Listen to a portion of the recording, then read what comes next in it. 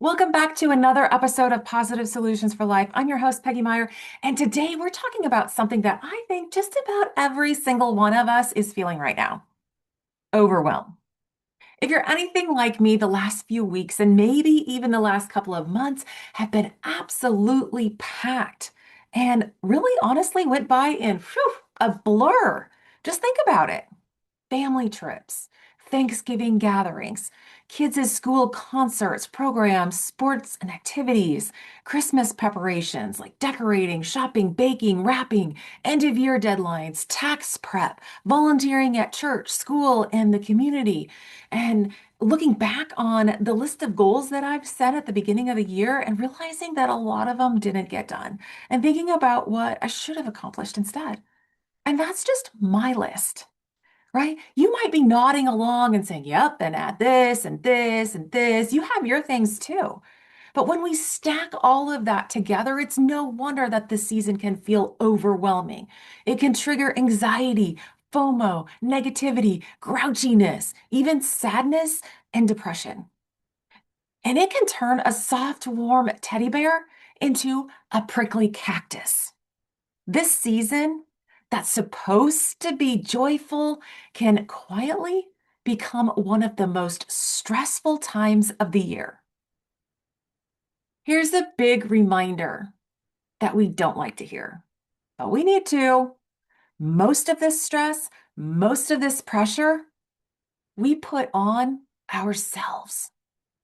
We choose our goals. We choose the projects we give our time to.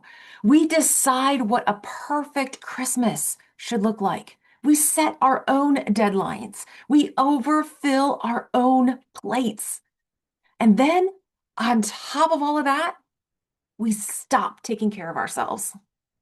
We tell ourselves, I'll sleep later. I don't have time to work out right now. I'll eat better after the holidays.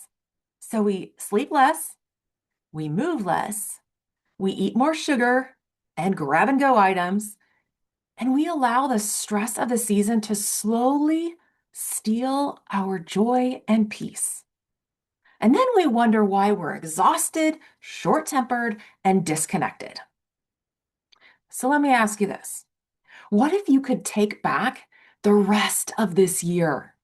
Not perfectly, not by doing more, not by but by doing differently. Start with this question: how do you want to feel? Not what you want to get done. Not what boxes do you want to check off.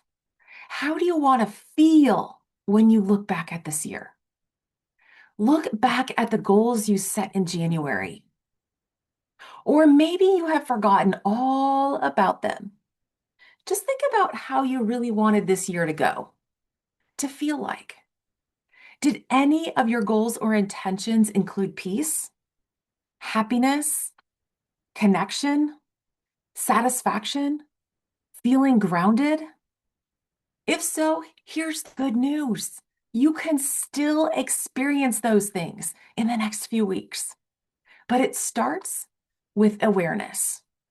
And you need to check in with yourself and ask yourself, what does my body need right now? Maybe it needs more sleep. Maybe it needs more movement, more water, less caffeine. Then ask yourself, what does my mind need right now? Less noise, less scrolling, a few minutes of quiet, writing things down instead of trying to remember all of them in your head? What does my heart need right now? Connection, a conversation, a hug, time with that special someone? What does my soul need right now? Prayer, gratitude, nature, stillness? So often our focus is completely outside of us, what everyone else needs, wants, or expects. We say yes automatically. We jump up to help. We do for others without ever stopping to check in with ourselves and think about how it's going to affect us. Not only do we act as if the needs of others are more urgent than what our body, our mind, our heart, and our soul needs, We add a sprinkle or a healthy dose of holiday expectations to our plate. So let's talk about that for a minute. Let's talk about the expectations we put on ourselves this holiday season. Honestly, answer these questions. Does your house really need to be spotless? Do you really need to make 15 different kinds of Christmas goodies? Do you really need to do all of the shopping, wrapping, planning, and coordinating yourself? Or is this just a story you're telling to yourself? A story you have dreamed up, wrote, authored, and published? Who says you have to do it all? Here's another important question to ask yourself. Is what you're doing for everyone else filling your cup or just adding more weight to your plate? I'll be honest, I'm someone who tends to add more and more to my plate. I say yes automatically, and I don't think about how it's really affecting me. Instead of asking for help, I hunker down. I work longer and harder. I shorten my workouts. I tell myself I'm going to rest later so I can get all of this done. And then I wonder why I feel so overwhelmed, grouchy, stressed, standing there in my cactus armor, wondering why no one will give me a hug that I so desperately want and need. Can you relate? So, what can you do? Here's a few ways you can take the rest of your year back starting today. Share what you're really feeling. Talk to someone you trust. Tell them, I'm overwhelmed. I'm stressed, frustrated. I'm tired. You don't have to carry it all silently. Believe me, you're not telling them something they don't know. They can feel the stress, the tension, and the frustration. Ask for help. You don't have to do everything alone. Let people help you. Sometimes they want to. Sometimes it is the thing that fills their cup. Be realistic. You don't need to finish the year strong by burning yourself out.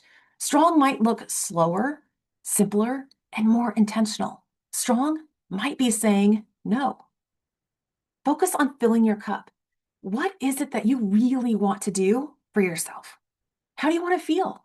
Do something that you will evoke that feeling. Even small things count. Going for a walk, taking some quiet time, listening to music, or reading a book can help. And lastly, slow down. Take a breath, pause, and remember this. You don't need to do more to be enough. You don't need a perfect holiday to have a meaningful one. And it's not too late to choose peace. Give yourself permission to slow down. Give yourself grace. Take care of you because when you do, everyone around you benefits too. And remind yourself of the reason for the season. Jesus was born to save us from overwhelm, stress, frustration. Jesus was born to bring us peace, connection, love, and presence. Remember the reason for the season.